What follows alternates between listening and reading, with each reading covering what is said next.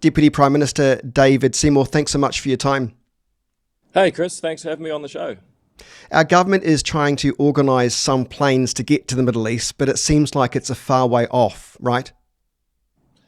Yeah, I mean, obviously, nobody expected this to happen. We weren't aware that there were going to be these attacks or how they would play out, but there are a number of New Zealanders who are stranded in the region. The advice from the Ministry of Foreign Affairs and Trade has been to shelter in place. Some flights have been getting out, for example, out of Dubai International.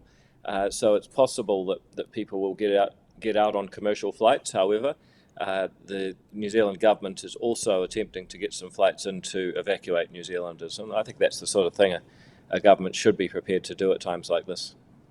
I want to return to what's happening there shortly, but I also want to discuss the NZSAS boss Andrew Hampton yesterday told a Parliament Select Committee that a Bondi attack could have easily played out in New Zealand. That being the case, what can our government do to ensure this doesn't happen in this country, particularly given the heightened security issues facing the globe?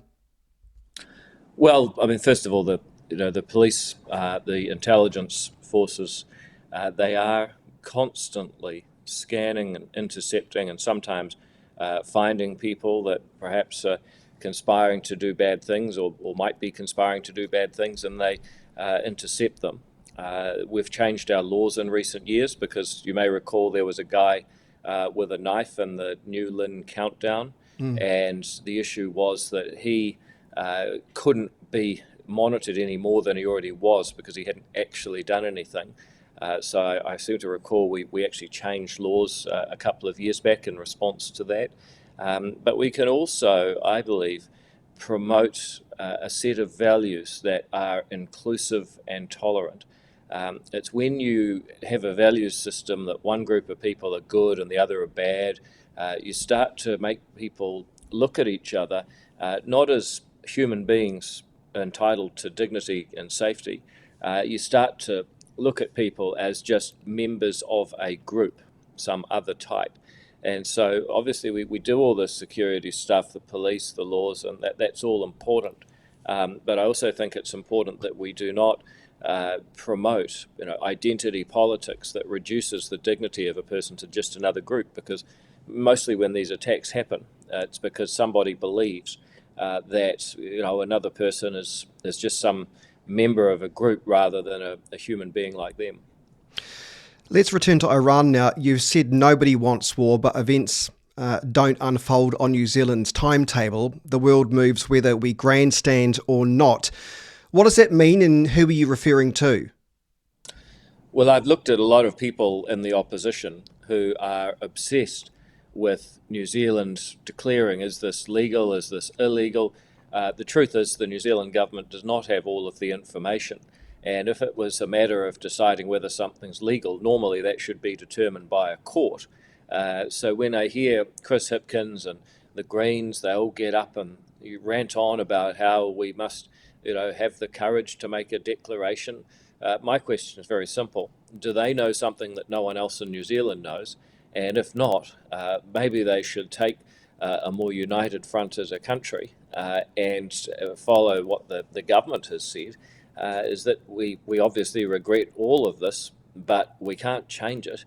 And we certainly are not an international court, so we're best to keep our counsel and not shoot our mouths off without knowing all the facts. That's the simple message that we've left. Hipkins wanted Parliament to call the strikes contrary to international law. You called that debate irrelevant. Why?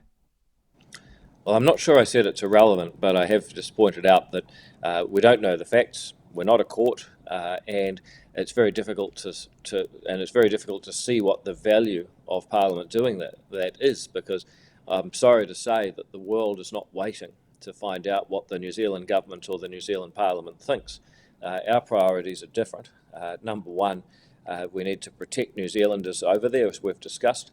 We need to protect Iranian New Zealanders who are genuinely fearful. I mean, the IRGC is an organisation that's carried out terrorism as close to us as Australia, and local Iranis are fearful that the Iranian embassy here and other Iranian forces are actually watching them and may have reprisals for their families, depending on how they behave here in New Zealand. So these are really serious issues that we can actually get on top of and control right here.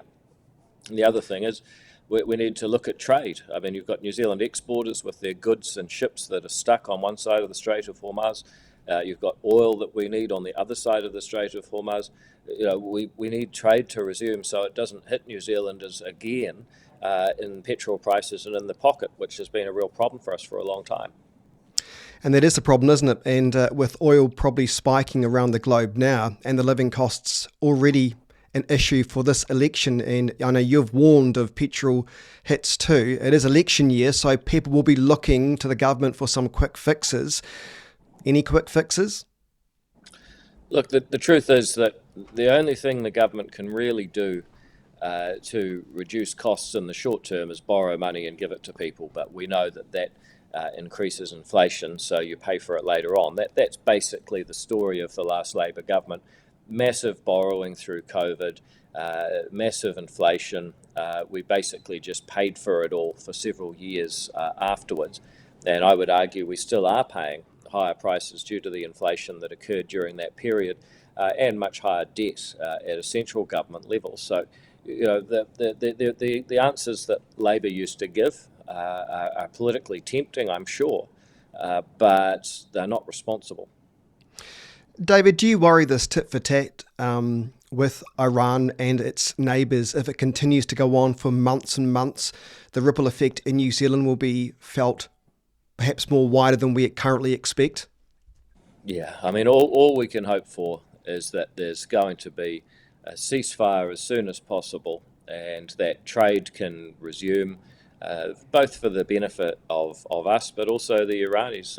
They need trade as well.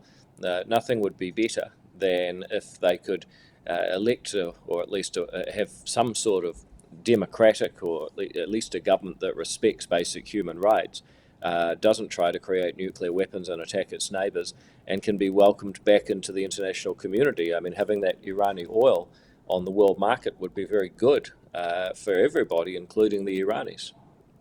David, I think you're on record as supporting the US-Israel strikes against Iran. Just for the benefits of this platform, why? Well, we haven't said that we support them. The government's position has stopped short of that.